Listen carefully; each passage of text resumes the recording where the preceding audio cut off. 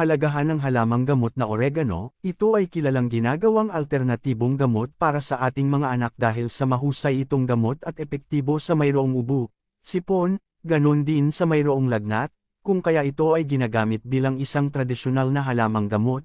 Mula pa sa ating mga ninuno ang paglalagay ng dahon ng oregano sa ibabaw ng sinaing at pagkuha ng katas nito upang inumin ay nakakabuti para sa pananakit ng tiyan, asthma, bronchitis, gout, sore throat at rayuma.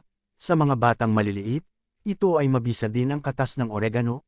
Sa mayroong ubo at sipon, ang mga sariwang dahon naman nito na dinikdik ay maaring ilagay sa noo at itapal kapag sumasakit ang iyong ulo, at masakit na rayuma. Sa ibang paraan ang mga dahon ng sariwang oregano ay maaring gamitin bilang alternatibong pangalis ng lamok at maiwasan, magdikdik ng dahon at kapag durog na maaring ilagay sa mga ilalim ng mga upuan at lamisa, maaari mo rin itong itapat sa bentilador.